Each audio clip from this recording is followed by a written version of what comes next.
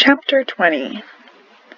Mr. Adolphus Raymond, the man who lives with a black woman and has mixed children, offered Dill a sip of his drink to settle his stomach.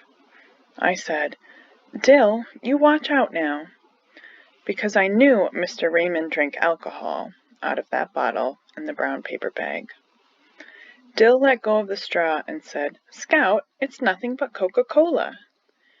Mr. Raymond leaned up against the tree trunk. "You little folks won't tell on me now, will you? It'd ruin my reputation if you did." "You mean all you drink in that sack's Coca-Cola? Just plain Coca-Cola?" "Yes, ma'am," Mr. Raymond nodded. I liked his smell. It was of leather, horses, and cottonseed. He wore the only English riding boots I had ever seen. "That's all I drink most of the time." "Then you just pretend to be drunk? Why?" "Well," Mr. Raymond said, "some folks don't like that I lie with a black woman, since I'm white. But even though I don't care what they think, I try to give 'em a reason. It helps folks if they can latch on to a reason.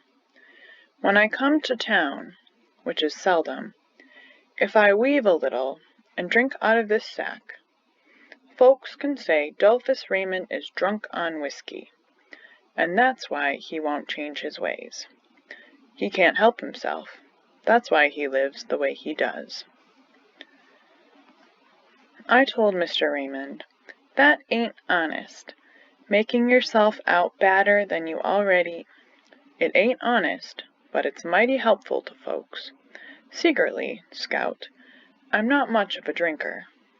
But you see, they could never, ever understand that I live like I do because that's the way I want to live."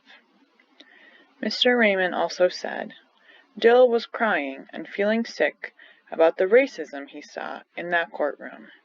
But when he gets older, he won't cry any more. Jem, Dill, and I went back into the courtroom in time to hear Atticus's closing statement. He was telling the jury, "Gentlemen, I remind you that this is a simple case. If you convict Tom Robinson, you must be sure, beyond all reasonable doubt, that he is guilty. This case should never have even come to trial. This case is as simple as black and white." I noticed Atticus was sweating. "The state has not produced any evidence that Mayella was ever raped. Their two witnesses, Mayella and Bob Ewell, didn't have their stories straight. The defendant is not guilty, but somebody in this courtroom is.